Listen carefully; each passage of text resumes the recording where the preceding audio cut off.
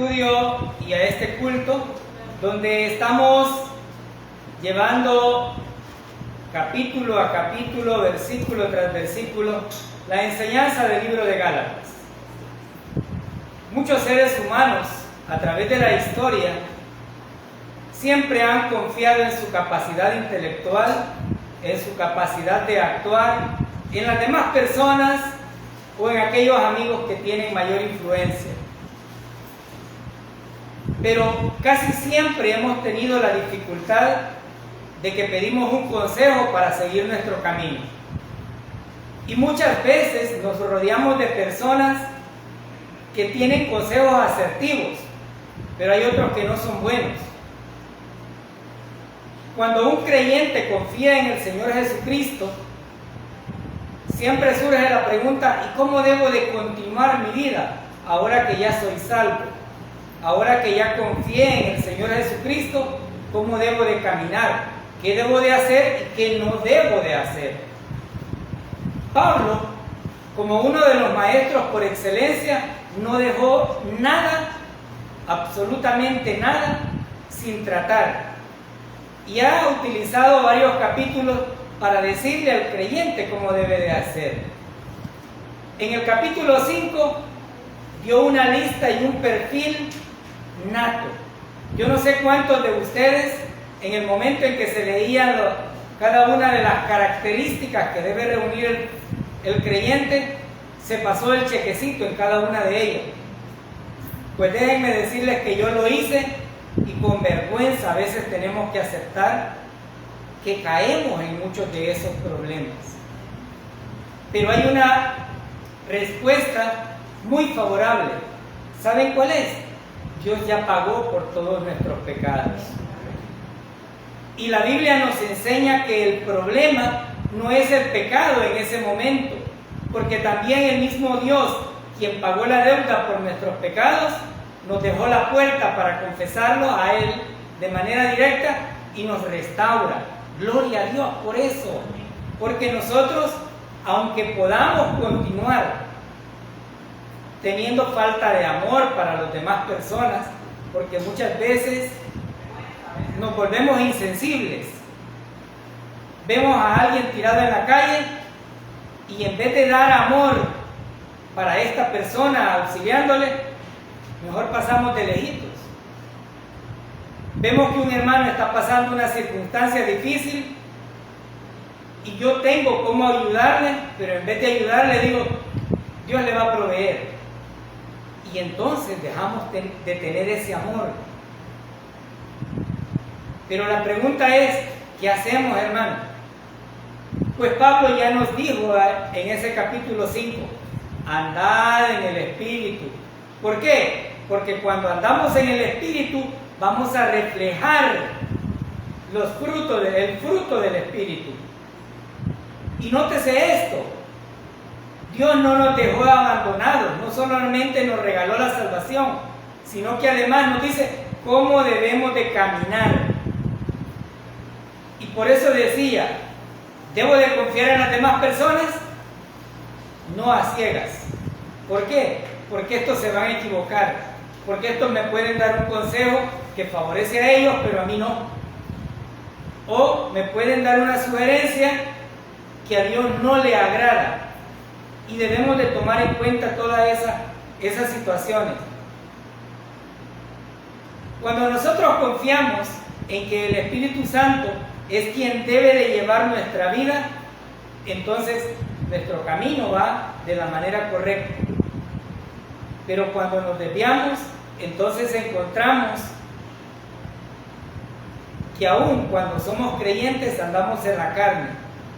Y cuando andamos en la carne, vamos a cosechar frutos de la carne. Es por eso que muchas veces algunos creyentes dicen: yo no entiendo por qué me va mal a mí. Yo voy a la iglesia el domingo, voy el miércoles, voy el viernes y voy cada vez que hay la oportunidad de ir. Sí, pero ser cristianos en la congregación, aquí en el templo, es fácil. Todos nos vemos bien bonitos. Miren qué bonito se ve de aquí. Pero allá afuera es la batalla que humanamente debemos de enfrentar, confiados de que el Espíritu Santo debe de conducir nuestra vida. No nosotros, sino Él. Puesto en mente esto, los voy a invitar para que vayamos a Gálatas capítulo 6, versículo 1.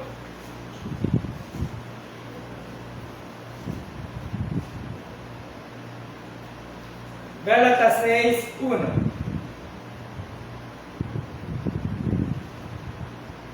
Hermanos, si alguno fuere tomado en alguna falta, vosotros que sois espirituales, restaurad al tal con el espíritu de mansedumbre, considerándote a ti mismo, porque tú no seas también tentado. Pablo ahora nos va a hablar de un problema práctico y nos ha venido tratando situaciones muy prácticas de nuestra vida.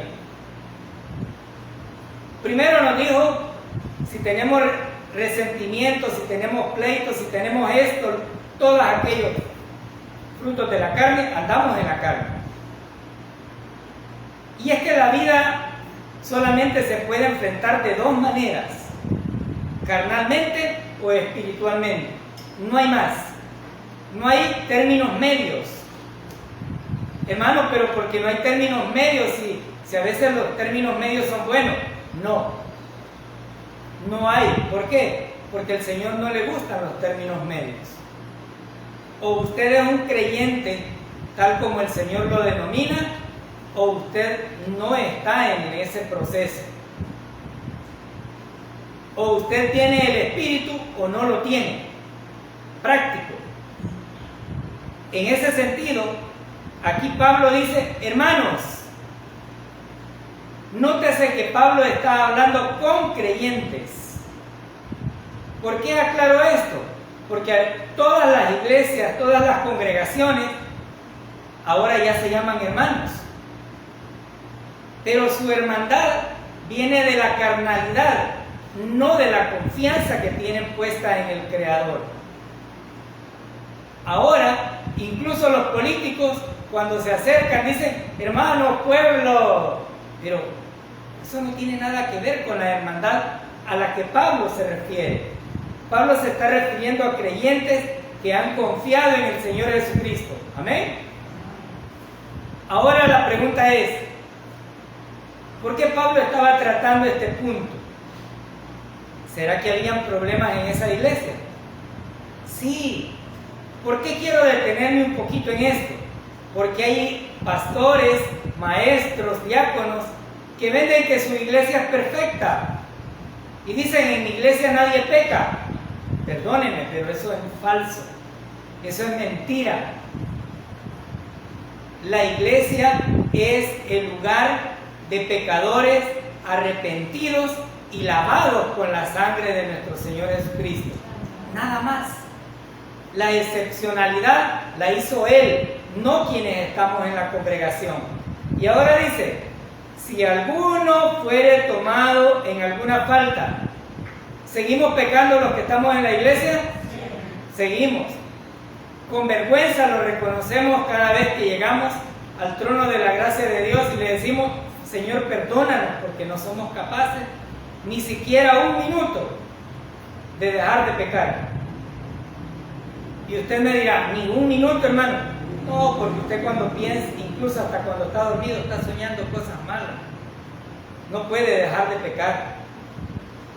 Entonces, Pablo está reconociendo que esta iglesia, esta región de Galacia, tenía problemas. Y uno de los problemas que se ha venido mencionando es que ya le habían agregado a la gracia. Es decir, había que circuncidarse según los legalistas para poder obtener la salvación. Eso Pablo lo descartó totalmente y dijo, ya no estamos en la ley ya no tiene, la ley caducó, la ley tuvo un cumplimiento con la muerte de nuestro Señor Jesucristo y hasta ahí llegó. Pero había muchas otras faltas en esto. Como en toda iglesia siempre hay personas que nos fijamos en todo y decimos, viste la ropa que andaba la hermanita, no le quedaba bien, ¿verdad? Viste el peinado, no se peinó bien, mira. Y esos problemas son los que estaba mencionando Pablo. Problemas seculares que muchas veces lo único que hacen es desviar la atención de las personas y dejamos de ver a Dios Todopoderoso por tratar de vernos a nosotros mismos.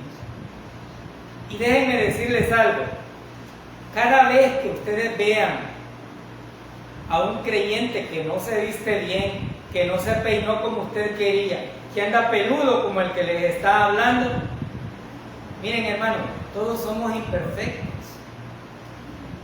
El único perfecto es nuestro Señor Jesucristo. Amén. Porque a Él es que tenemos que ver, no es al que se pare enfrente. Imagínense si aquel al que el burro le habló se hubiera quedado pensando, y este burro me dijo lo que iba a hacer. No juzgó el burro, sino el mensaje que le llevaron. Él no se fijó, este burro feo me habló.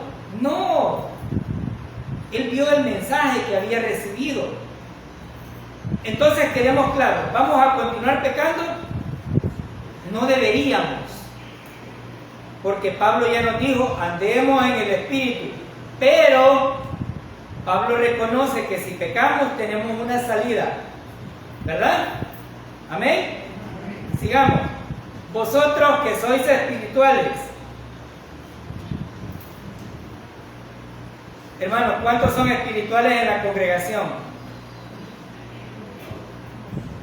Pablo está tocando un punto bastante difícil. Él está haciendo notar que hay una condición en la vida del creyente y que hay un poder sobrenatural del creyente morando en él, el cual debe de dirigir su vida. Pero muchas veces, como creyentes, en vez de dejar que el Espíritu Santo guíe nuestro caminar, lo opacamos con nuestras actitudes. Y no lo dejamos actuar, lo entristecemos, lo vamos apachando lo más que se pueda para sacar nuestro yo. Pero Pablo ya les había tocado el punto y les dijo, anden en el Espíritu. Y como ya les advirtió de andar en el Espíritu, ahora les dice, ustedes que son espirituales,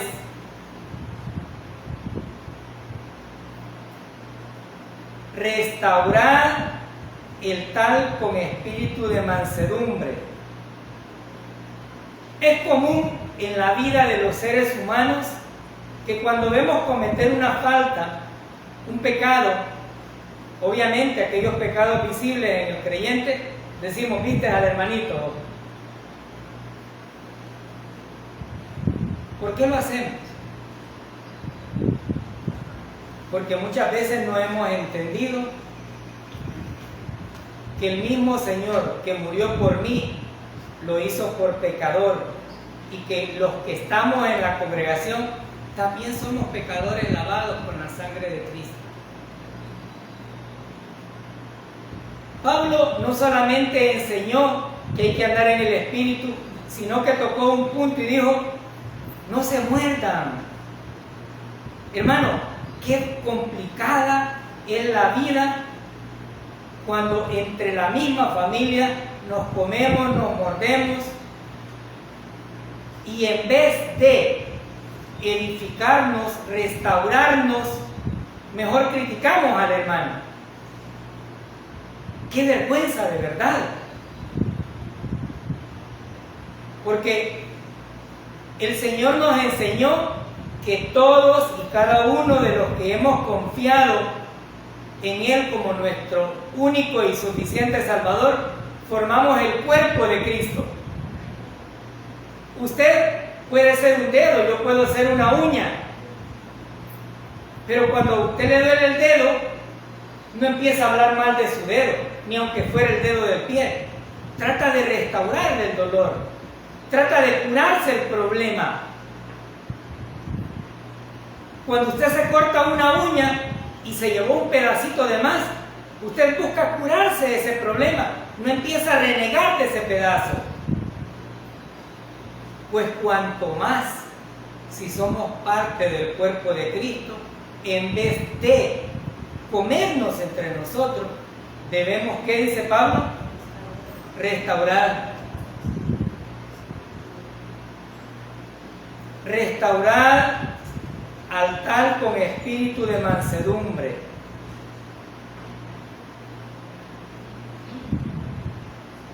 ¿Qué significa la restauración? Significa enmendar, reparar, equipar y fortalecer. Usted está en la congregación ahora equipándose, llevándose las herramientas que Dios dispuso para nuestro caminar. Pero si caemos en una falta, usted necesita ser fortalecido por un hermano. No necesita recibir la burla, no necesita recibir la crítica. Usted necesita recibir la palabra de aliento y decirle, hermano, caímos, pero de aquí nos vamos a levantar porque tenemos un Dios poderoso que nos ha sostenido y que nos va a seguir sosteniendo siempre. Amén. Nosotros tenemos eso. Tenemos las herramientas para fortalecer al hermano, para restaurarle. Es bien lamentable incluso ver a través de la televisión o ver testimonios de personas que dicen, hermano, yo ya no voy a ir a la iglesia porque el pastor dice que yo ya estoy condenado. Miren qué bonito, ¿ve? ¿Y quién le dijo a este que puede condenarte? ¿Que acaso él murió en la cruz para pagar por los pecados de los demás? No. El Señor, a través de Pablo, está diciendo que aun cuando cometemos falta, aquellos que son espirituales deben restaurar, fortalecer la vida del creyente, ayudar a la vida del creyente. ¿Cómo lo podemos hacer, hermano? Primero podemos darle las palabras de aliento, podemos leer un versículo donde dice algo que anime realmente la vida y luego oremos por ese creyente. Oremos. Y la oración debe de ser primordial en la vida del creyente, no solamente para restaurar a aquel que está caído, sino para tener esa comunión que Dios quiere para con cada uno de nosotros. Pablo no en vano dice, si alguno cometiera una falta, aquellos que son espirituales, restáurenle. Y no solamente eso, sino que además debemos demostrarle que le amamos. Hermano, ¿y por qué trata del amor? Porque anteriormente el Señor dijo que todos los mandamientos en uno solo se resumen en el amor. Y usted tiene que ver al hermano como parte del cuerpo de Cristo y que si esa parte no funciona, pues algo va a fallar.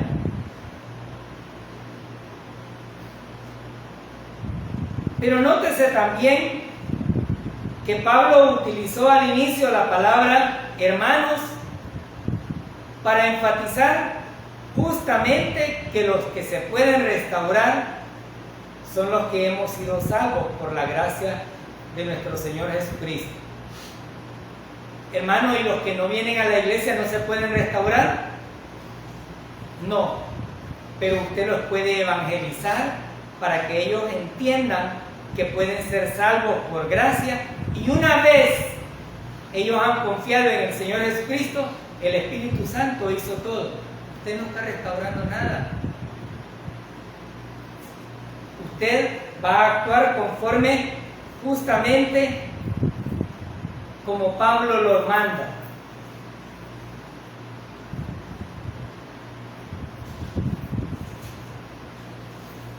¿Qué significa realmente o qué debo de tener para poder justamente corregir o fortalecer al hermano? la disponibilidad y el fruto del Espíritu. No más. ¿Cómo debe de hacerse esa restauración? Con mansedumbre. ¿Qué es eso, hermano? Bajo control, con dominio propio. Sabiendo, ¿qué dice el versículo? Que un día vamos a estar en ese lugar. Pablo no se exime de ese problema. Pablo no dice, restáurenlo porque ustedes son los pecadores. No, volvamos al versículo 1. Dijo, considerándote a ti mismo, porque tú no seas también tentado.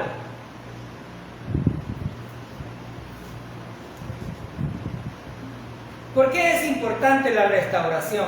Porque día con día hay fallas. Porque día con día tenemos el problema de creernos superiores a los demás cuando no lo somos. Porque tanto el que se para enfrente como el que abre la puerta o la persona que hace la limpieza, hemos sido salvos de la misma manera, lavados con la sangre de nuestro Señor Jesucristo. Aquí no hay más. Usted y yo somos siervos del Señor Jesucristo, no somos más que aquellos que están al frente. Cuando consideramos nuestra vida o nos consideramos a nosotros mismos como objeto de pecado, entonces podemos tener la sensibilidad humana de ponernos en la posición de aquel que ha fallado. Y entonces vamos a reconocer que somos igual, pecadores perdonados por la gracia de Dios. ¿Qué más debemos de hacer? Justamente eso.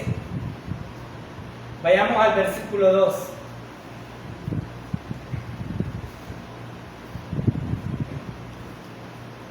Versículo 2 dice, sobrellevad los unos las cargas de los otros y cumplir así la ley de Cristo. Ya tuvimos la exhortación a animar, a fortalecer al hermano por cualquiera de las faltas que pueda tener, incluyendo a nosotros. No crean que nosotros somos inmunes, somos pecadores igual que los demás. ¿Sí? Alguien puede decir, no, pero es que los que se paran ahí son santos. Sí, posicionalmente, pero en nuestra vida práctica fallamos y muchas veces somos vergüenza.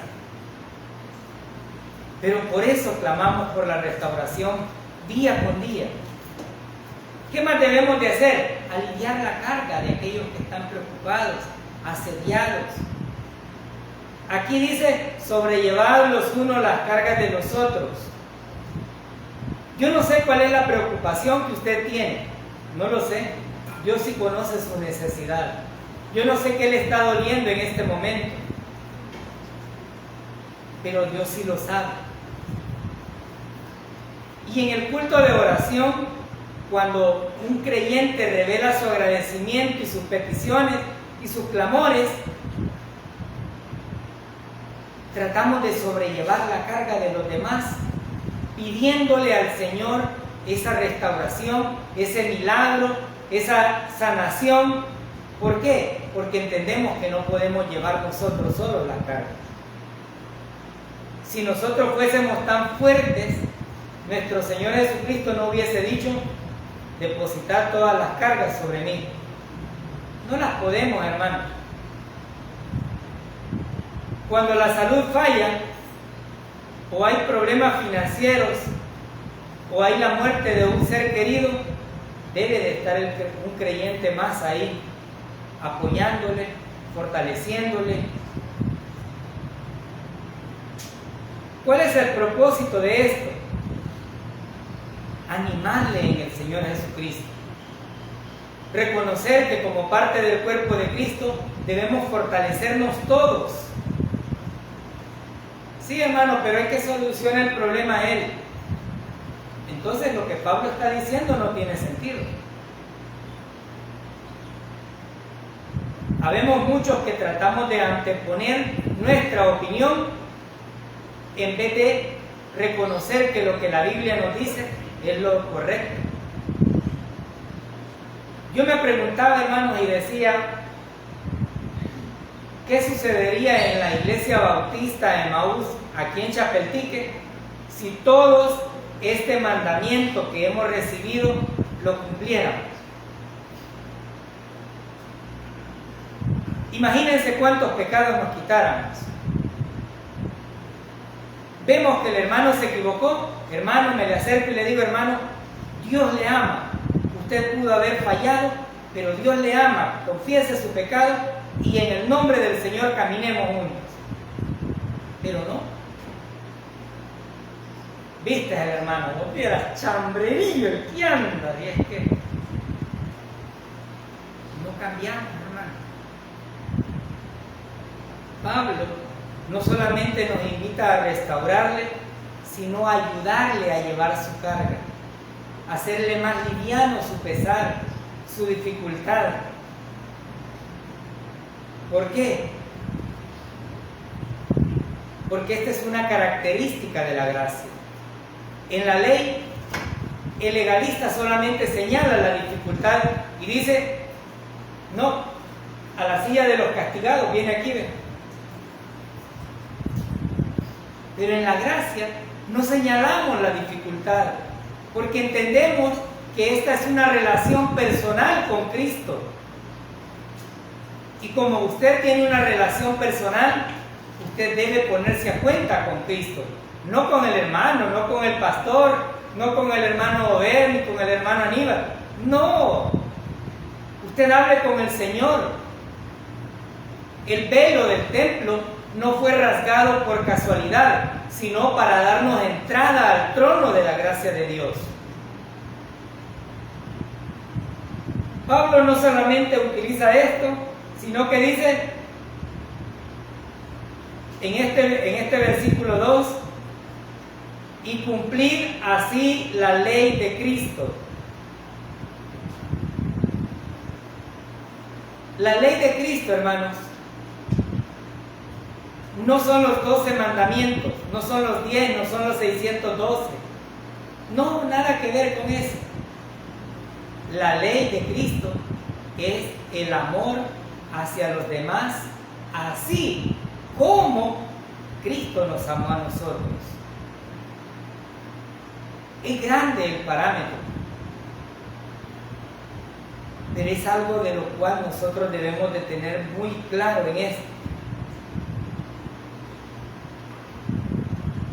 Necesitamos entender que como creyentes en el Señor Jesucristo no estamos basados en esas leyes comunes, sino en la ley del amor, y que si estamos en esa ley tenemos muy clara la gracia, muy clara el propósito de la gracia que Dios nos ha revelado.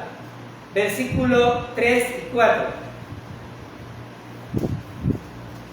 Porque el que estima de sí que es algo, no siendo nada, a sí mismo se engaña. Así que cada uno examine su obra, y entonces tendrá gloria solo respecto de sí mismo y no en otro. Los que hemos sido salvos por gracia debemos de reconocer que Dios nos manda a ser humildes. Pero no humildes porque vamos a andar con la cabeza agachada, o porque vamos a andar aburridos, o porque la gente nos va a ver todo el tiempo vestidos con manga larga. Nada que ver. Eso es exterior. La humildad debe de ser por el conocimiento de la palabra. Ya Pablo nos dijo, restáurenlo, ayúdenlo, y ahora nos dice, porque el que estima de sí que es algo no siendo nada, a sí mismo se engaña. La gracia produce humildad, pero el legalismo produce mucho orgullo, porque está centrado en la persona y dice, yo no me pongo pantalones, dicen las mujeres. Yo todo el tiempo ando bien rasuradita la cara, miren, y ese hermano no. Yo siempre ando bien vestido, pero siempre va el yo. ¿Y dónde quedó Cristo?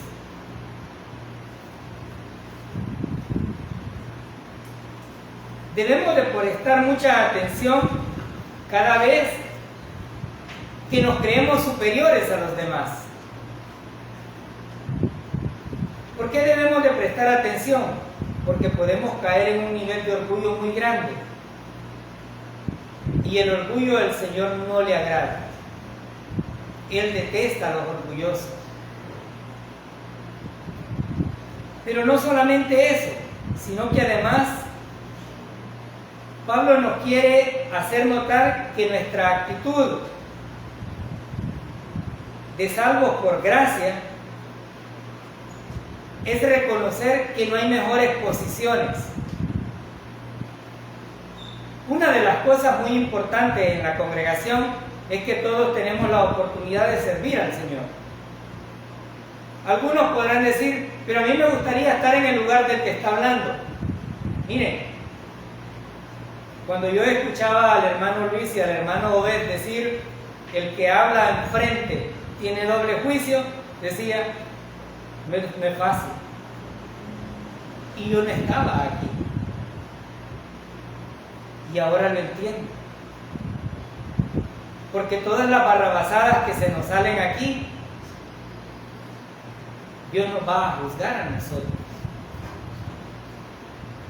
Por hacer bien o por hacer mal, Dios está oyendo cada una de nuestras predicaciones. Él no está sordo, Él no está dormido. Pablo no solamente hace notar eso, sino que además está diciendo, no importa cuál sea tu servicio, no importa cuál sea tu nivel de estudio, todos somos iguales. Y por eso él dice,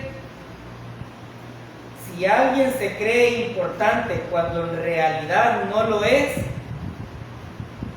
se está engañando a sí mismo. Aquí ninguno de nosotros somos indispensables, hermano. Eso lo tenemos claro. El único indispensable es nuestro Señor Jesucristo. Quienes estamos aquí le servimos por amor, porque sabemos que andábamos peor que los cerdos y que de allá nos sacó y nos puso en un lugar de privilegio. No es porque lo merezcamos, sino porque a Él le plació dar ese regalo. El regalo tan maravilloso de la salvación que está abierto para todos aquellos que creen en el Señor Jesucristo.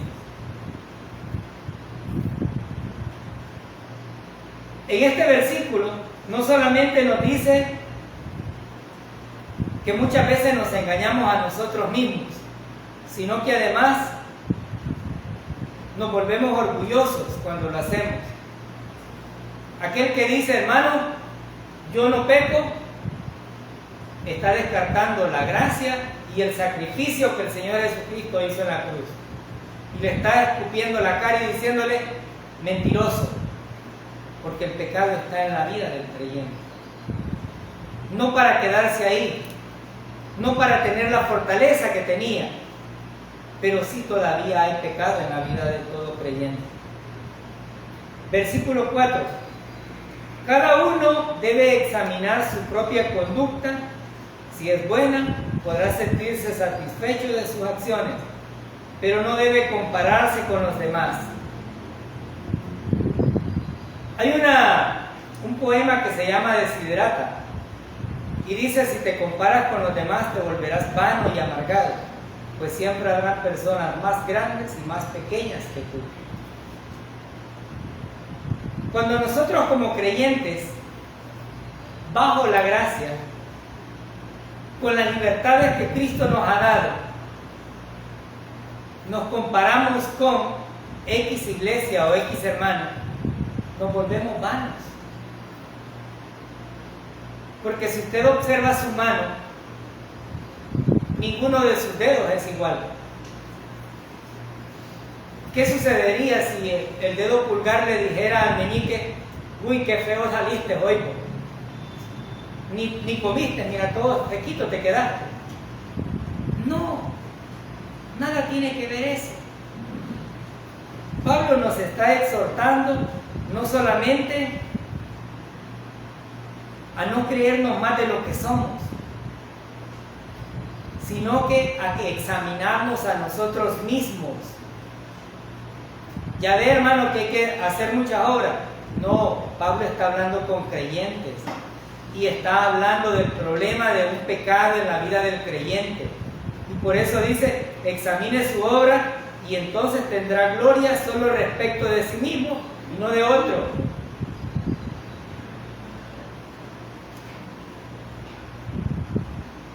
Pablo nos manda a analizar nuestra actitud, nuestro comportamiento, nuestra forma de vida, para que reconozcamos que la única diferencia entre los creyentes en la iglesia son los roles que tenemos.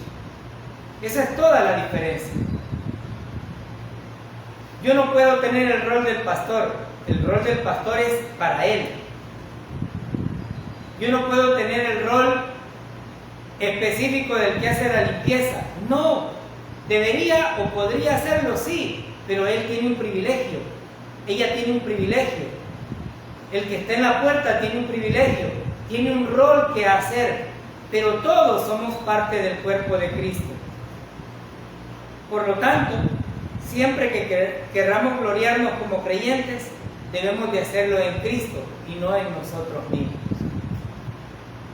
Si tenemos de gloriarnos, que sea en Él, que sea en la fortaleza, en su gracia, en su misericordia, porque día a día la renueva. Qué glorioso es cuando despertamos y podemos ver un nuevo amanecer y hemos recibido 24 horas de vida. Mucha gracia y mucha misericordia en su protección. Y por eso podemos gloriarnos en Cristo, porque Él es nuestro dador, nuestro consolador, nuestra fortaleza y nuestra vida. Versículo 5. Porque cada uno llevará su propia carga. Hermano, y que no dijo en el versículo anterior que había que ayudar a sobrellevar las cargas. Bueno, esta hace referencia a una carga común y corriente. Y en este significado habla sobre las responsabilidades normales de la vida. Y por eso dice,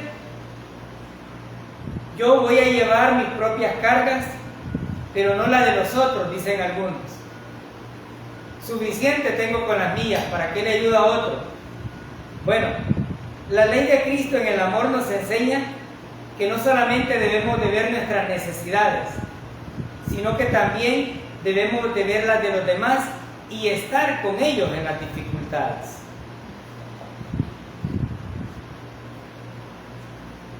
Esto significa que si yo ayudo al hermano, ¿este hermano va a seguir siendo ayudado todo el tiempo? Probablemente sí. Pero bajo la gracia todos somos responsables de llevar cargas. Creo que en la congregación muy pocos se acercan a nivel de consejería con el pastor o con los diáconos, no lo sé, a decirle, hermano, tengo este problema, ayúdeme para resolverlo. Hermano, yo quiero que me ayude por esta dificultad que estoy enfrentando. Y eso debería de ser un principio importante en la vida de la congregación. Pero muchas veces vamos a llorarle a aquel impío y lo primero que aquel dice, y no que tenés un Dios poderoso, pues ¿para qué venís a decírmelo a mí? Y hacemos que el nombre de Dios se vitupere. En la gracia somos responsables de nuestras necesidades, pero al mismo tiempo somos responsables de ayudar a los demás, de mostrarles la hermandad.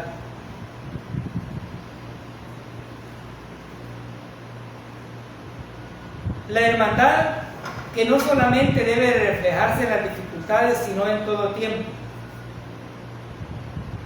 Yo creo que esta pandemia que todavía seguimos viviendo vino a desvirtuar muchas dificultades, pero también vino a separar la hermandad del creyente.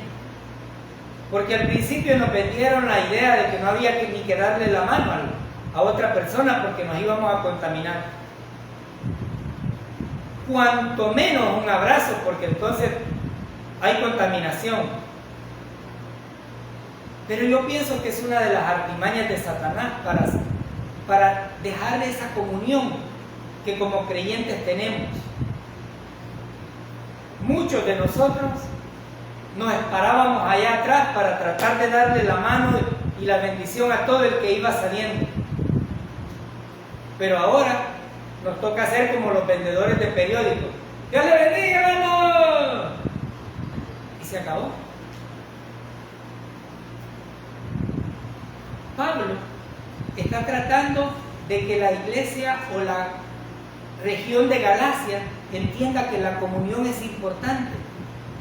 Y cuando desde aquí se le dice no deje de congregarse, le estamos diciendo, hermano, lo queremos ver aquí. Usted es parte de este cuerpo. No se quede en su casa. Venga a deleitarse con la palabra.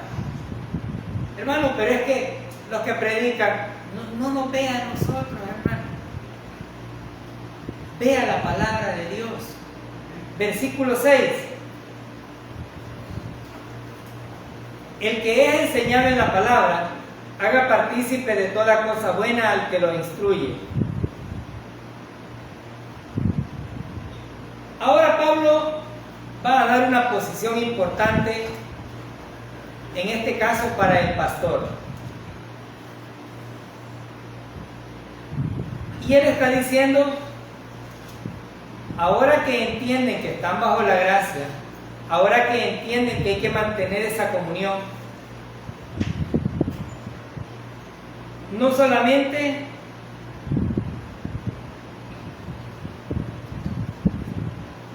quédense con la palabra, no solamente disfruten, vivan la palabra, sino que dice, haga partícipe de toda cosa buena al que lo instruye.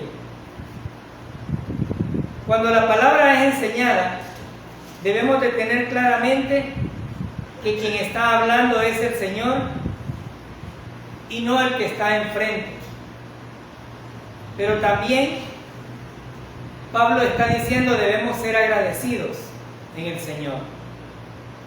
Ay, hermano, ya va a hablar de dinero.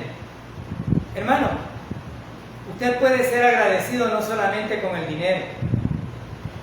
Pablo manifiesta esta idea para decir y para sustentar la verdad que anteriormente había dicho en uno de los libros, cuando dijo el que no trabaja, que no coma.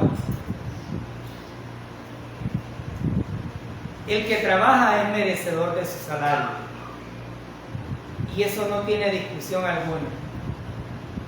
Ninguno de los que nos paramos aquí recibimos un salario porque hemos entendido qué es lo que hacemos, pero tampoco lo estamos exigiendo.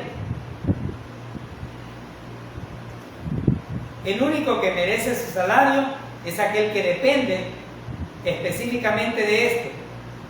Gloria a Dios porque nosotros tenemos un trabajo, es el que nos sostiene económicamente.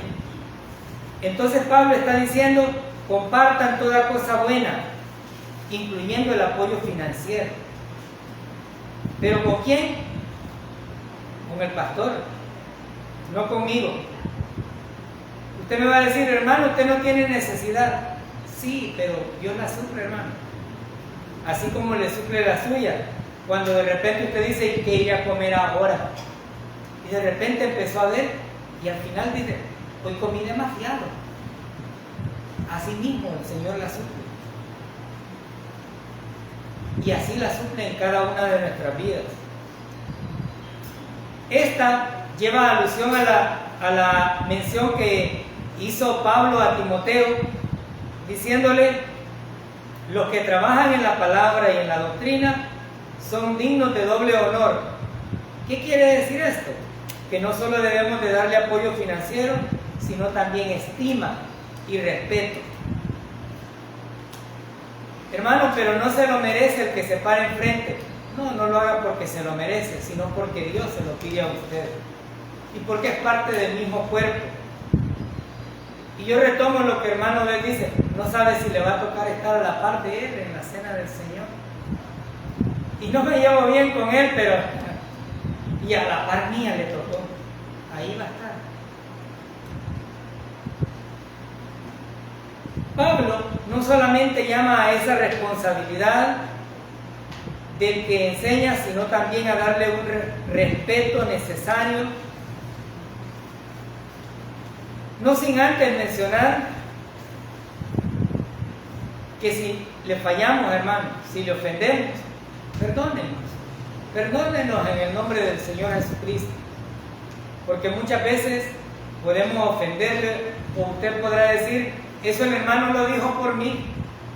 No, yo creo que los que predicamos tenemos muy escaso tiempo como para poder andar preguntando cómo se ha portado el hermano o la hermana. No tenemos esa virtud, pero sí entendemos que el Señor nos quiere hablar a través de los versículos. Y ahora Pablo dice, denle lo necesario, denle el respeto, el apoyo,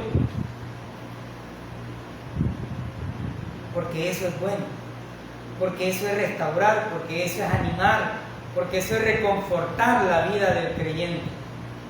Y aquí en específico la vida de los que enseñan. Versículo 7 al 9. No os engañéis, Dios no puede ser burlado. Todo lo que el hombre sembrare, eso también segará. Porque el que siembra para su carne, de la carne segará corrupción, mas el que siembra para el Espíritu, del Espíritu segará vida eterna.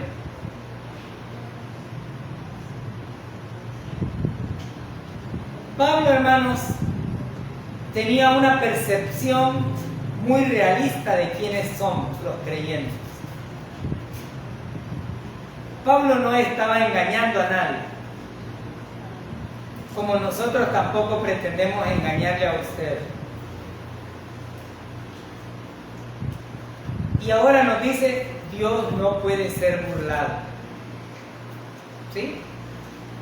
Definitivamente. Usted puede venir los domingos a la congregación y cada vez que recibe la exhortación de congregarse los miércoles o venir al culto de oración, dice, es que no tengo tiempo. Pero la Coca-Cola y la Falpora y la maca no le dejan acercarse al culto. Y usted puede excusarse todo lo que usted quiera, porque desde que el pero existió, el ser humano nunca queda mal, aunque se vuelva mentiroso. Cuando usted le dice al pastor, es que viera, hermano, me dio un dolor en el estómago. No, viera cómo estaba yo de mal, hermano. Usted le va a mentir al pastor, a cualquiera de los de la congregación, pero Dios no puede ser engañado. Es que predica el hermano Tony, pero hoy no voy a ir por eso, mucho me tira. Dios no puede ser engañado. Es que el hermano Aníbal a veces quiere que le gritemos o le digamos, no, Dios no puede ser engañado. Tengámoslo claro.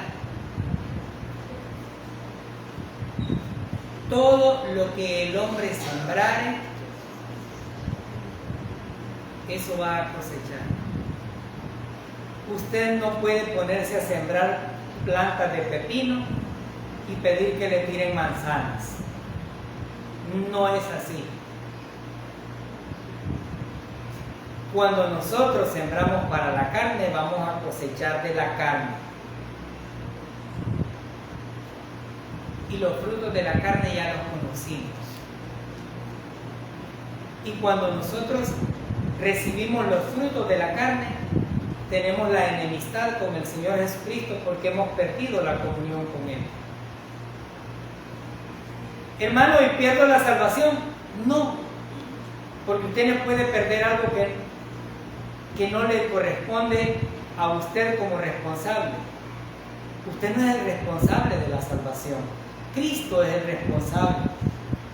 A usted no le pueden quitar la salvación porque está sostenida en Cristo, no en usted, no en sus obras, no en las obras de la iglesia. No, la salvación es segura, perpetua, eterna y para siempre. No hay más. Pero entendamos esto: si sembramos en la carne, vamos a recibir de la carne. ¿Y qué significa esto, hermano? A mí me gustaría decirle que si usted hace oídos sordos a la palabra de Dios, siempre le va a ir bien. Pero no es cierto siempre. A mí me gustaría decirle que aunque usted no se congregue todos los días que hay culto en la iglesia, siempre va a tener esa comunión con Dios. No puedo meter mis manos al fuego. Dios es soberano y Él sabe cómo tratar con usted. Pero de algo sí le voy a estar bien seguro: el Señor disciplina a los que toma por hijos. Y la disciplina del Señor muchas veces nos duele. Pablo nos está diciendo justamente: evitemos sembrar para la carne. Y continúa: mas el que siembra para el Espíritu, del Espíritu segará ¿qué? Vida eterna. Todos aquellos que hemos confiado en el Señor Jesucristo como nuestro único y suficiente Salvador, creyendo que la obra que Él hizo en la cruz es total y suficiente, tenemos vida eterna. Amén. Y todo aquel que lo crea tiene vida eterna. ¿Por qué? Porque el Señor se la ha regalado. Hermano, ¿significa que no me voy a morir? Bueno, usted podrá morirse físicamente aquí, pero la Biblia nos enseña que nuestra muerte en la tierra es un eterno despertar con el Señor. Amén. Entonces, Pablo nos dice justamente eso: que nosotros, o aquellos que todavía no le conocen al Señor Jesucristo, también pueden cultivar vida eterna si el Espíritu Santo llega a morar en sus vidas. ¿Y qué necesitan para esto? Confiar en el Señor Jesucristo como su único Salvador. Nada más eso. Cuando depositamos nuestra fe, nuestra confianza en el Señor Jesucristo, Él escribe nuestro nombre en el libro de la vida y el Espíritu Santo viene a morar a nuestro ser interior para darnos la vida eterna. Versículo 10, y con esto termino: no nos cansemos pues de hacer el bien, que a su tiempo segaremos si no hubiéramos desmayado. Algunas veces creemos que porque hemos sido exhortados, animados, vamos a recibir lo mismo de otras personas. Y en este mundo se nos ha enseñado que le damos a aquel que nos puede dar.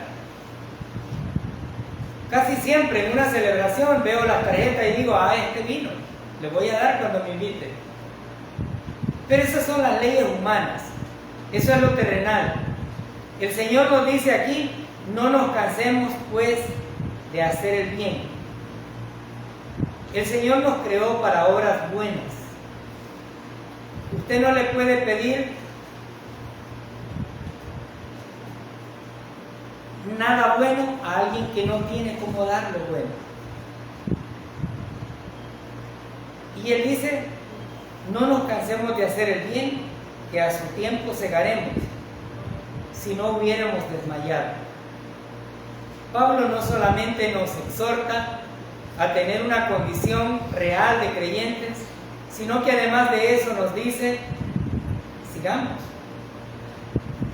animémonos, fortalezcámonos en el Señor, exhortémonos en el Señor, pero ante todo andemos en el Espíritu para cultivar lo que el Espíritu da.